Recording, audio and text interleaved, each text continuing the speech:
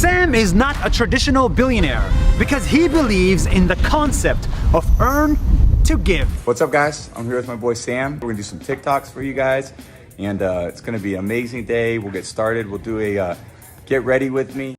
Sam Bankman-Fried est toujours sur surveillance aux Bahamas, cherchant à fuir vers Dubaï, selon les derniers rapports. Aujourd'hui, nous allons parler des 347 millions de dollars d'Ethereum transférés par Crypto.com envoyés par erreur quelque part, et du mouvement des tensions des bourses étrangères après la crise de FTX. Et donc si ces vidéos vous plaisent, n'hésitez pas à liker la vidéo, à vous abonner à la chaîne, et également à partager la vidéo.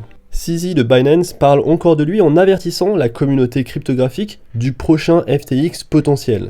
Il dit, et je le cite, « Si un échange doit déplacer de grandes quantités de crypto avant ou après avoir démontré son adresse de portefeuille, c'est un signe clair de problème. Restez à l'écart, restez safeu. Safeu, c'est un terme qu'on utilise dans la crypto qui signifie juste rester en sécurité. » Et en effet, sur Crypto.com, les retraits ont augmenté après que le CEO ait admis un problème de transaction. Voici le tweet révélant le fait que Crypto.com faisait des transactions de fonds assez étranges. Alors voici ce qui s'est passé. Crypto.com a accidentellement envoyé 80% de leur Ethereum en cold storage à la plateforme Get.io, qui est une autre plateforme de trading. Ils ont ensuite demandé à le récupérer. Et donc selon les données on-chain, Crypto.com a envoyé 320 000 Ethereum, soit 380 millions de dollars à Get.io. Get n'a renvoyé que 285, ce qui représente un manque de 34 000 Ethereum. Et donc il semblerait qu'il y ait environ 42 millions de dollars qui soient partis en fumée. Alors cette histoire a été confirmée par le CEO de Crypto.com, je le cite. Il s'agissait d'un transfert vers une nouvelle adresse cold storage, un nouveau portefeuille, mais il a été envoyé vers une adresse d'échange externe sur une liste blanche. Nous avons travaillé avec l'équipe de Get.io et les fonds ont ensuite été renvoyés vers notre cold storage. De nouveaux processus et des fonctionnalités ont été mis en place pour éviter que cela ne se reproduise. Et donc le CEO Chris a précisé que tous les fonds ont été retournés. Alors c'est assez bizarre ce qui se passe sur Crypto.com et sur Get.io. Et encore une fois, ce qu'a dit CZ, si un échange doit déplacer de grandes quantités de crypto-monnaies avant ou après avoir démontré leur adresse de portefeuille, c'est un signe clair de problème, donc restez à l'écart, restez en sécurité. Et en passant juste pour que ce soit clair, ceci s'est produit bien avant le fiasco de FTX et de Alameda. Gate a corrigé la situation environ 7 à 5 jours plus tard, mais il s'agit de fonds d'utilisateurs, ce qui n'inspire pas vraiment confiance. Alors la plateforme Huobi et Get.io sont maintenant tous deux sous le feu des critiques pour avoir prétendument partagé des snapshots, donc des instantanés, en utilisant des fonds prêtés. Et ainsi une adresse de portefeuille liée à la bourse d'Hawaï a été trouvée en train de transférer 10 000 Ethereum vers d'autres bourses peu après la publication des instantanés de ses actifs. Et donc la plateforme Huobi, après qu'elle ait publié son propre instantané de sa réserve d'actifs, 10 000 Ethereum ont été transférés de son adresse Huobi34 vers les portefeuilles de dépôt Binance et OKX. Huobi34, qui avait environ 14 000 Ethereum au moment de l'instantané qu'ils ont envoyé à leur communauté,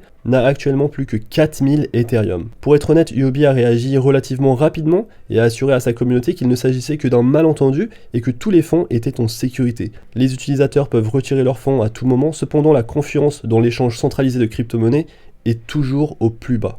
D'autre part, CZ, qui a pris la tête de tous ces avertissements, mentionne l'apparition nécessaire des échanges après la crise de FTX lors d'une conférence en Indonésie aujourd'hui. Écoutez-le.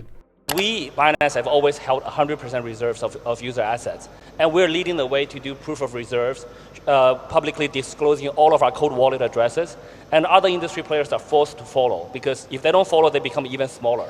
And when they follow, some of them have some issues now. We, as an industry, we need to increase the transparency. We need to work very closely with regulators all around the world. CZ a parlé de la direction des échanges basée sur la confiance, mais peut-on vraiment faire confiance en Binance dirigé par CZ qui ne dit que des choses justes? In fact, CZ doesn't care about money. He has no fancy clothes or cars, and he plans to donate his wealth to charity. Eh bien, à vrai dire, en l'écoutant, c'est comme si j'avais déjà entendu ça auparavant. Il est le CEO d'une plateforme d'échange centralisée, comme Sam Bankman-Fried. Peu importe à quel point il est éveillé et sa perspicacité sur les marchés actuels, je tiens à souligner que vous ne devriez jamais vous fier entièrement à quelqu'un en matière d'investissement. Les bourses centralisées n'ont aucun moyen de savoir ce qui se passe en interne, à moins qu'elles n'utilisent un arbre de Merkel et la preuve de réserve. Vous devez donc faire confiance aux plateformes qui feront preuve de transparence en montrant où elles placent l'argent des utilisateurs. C'est pourquoi de nombreuses bourses se démènent pour gagner la confiance des investisseurs, mais la vraie transparence se fera lorsqu'on passera à la preuve de réserve ou alors lorsqu'ils publient des instantanés de l'état des fonds qu'ils possèdent